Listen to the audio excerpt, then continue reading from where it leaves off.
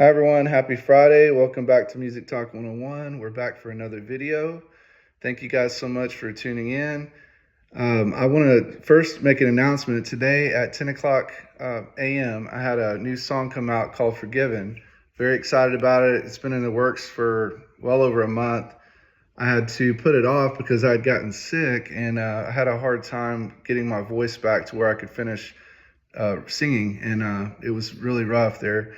But finally got that song out, and I'm so excited, and I hope you guys will be willing to go check it out on whatever platform that you like to use. So thank you for that.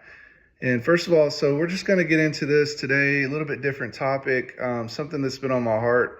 I want to talk about is I've mentioned in several of my videos, and you guys can see that I've been doing a lot more spiritual and Christian-based music. And this is something that I want to talk about because I think it's something that everyone should look into. And the reason why, I just think that it's good for your soul. There's been something weighing on my heart lately to talk to you guys about, and that is that the music industry has really got a bad image right now. And it's not, you don't have to be a rocket scientist to see that it's going the wrong direction. You can go on YouTube and look up, is the music industry evil? And there's so many videos, and you'll see all this crazy stuff going on where even on live performances, these are top name people. I'm talking about Taylor Swift, and can't think of any other ones right now, but I know right now there's videos on her that she's a witch and all kinds of things. So, I mean, you'll be amazed what you'll find out. And they're doing actual like ceremonies, rituals on stage that a lot of people wouldn't even know, but it's actually going on. A lot of these big name artists have basically sold their souls, and there is no way I'm doing that. I'm a Christian. I'm going to heaven when I die, and I'm very proud of that. I've been saved. I was saved in 1995, and I'm not going the other way. So that's one reason I will not sign a label. I want to remain independent. Even if it's a struggle, it's worth it to me. And that's why I wanted to bring this up to you guys, because if you're stuck in between whether or not to go into secular music or into Christian music, I highly would say you need to choose Christian, and also being an independent artist, because as an independent artist, you have the luxury of choosing what kind of music you put out.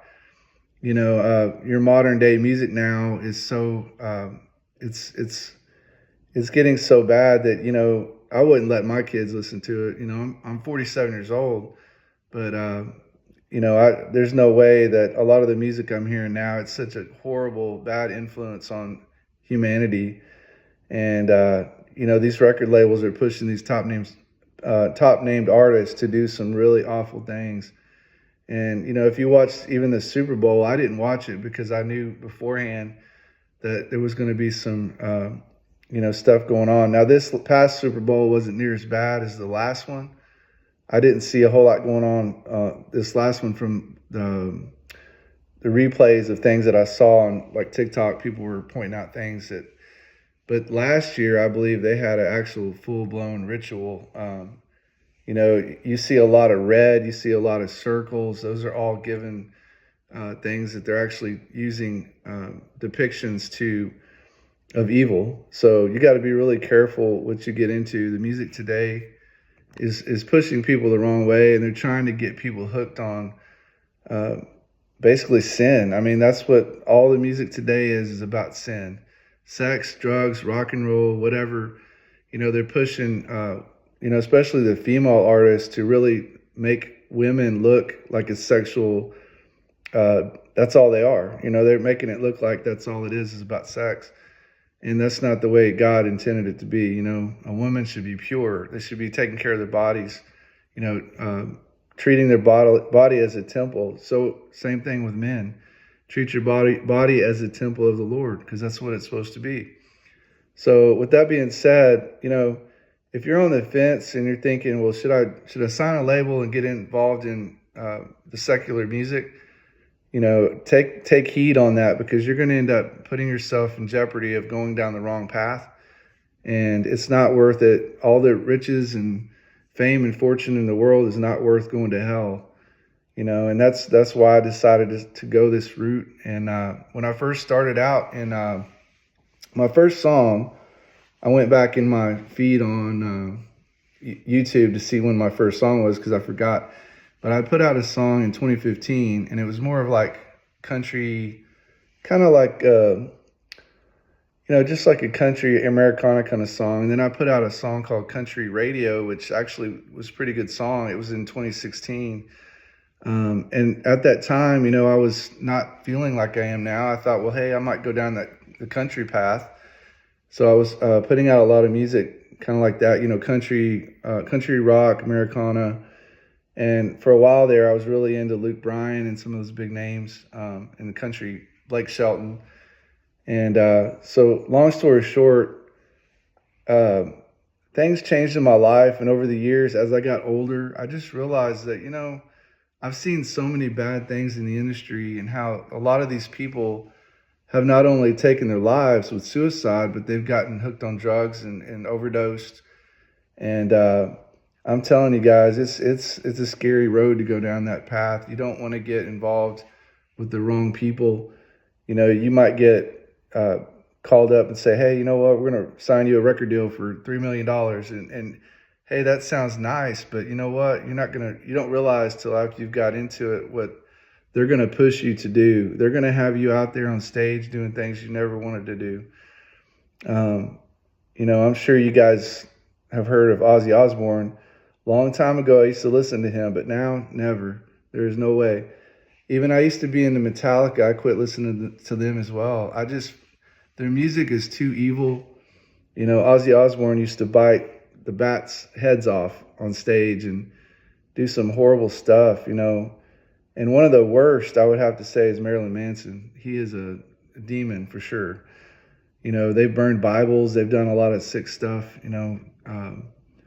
It's crazy because, like, if you really look into it, go on YouTube and type in, like I said, the music industry is evil. You will be surprised. You probably will find some of the artists that you like, and you'll say, wait a minute, I didn't know they did that. I swear you'll change your mind really quick about a lot of the artists.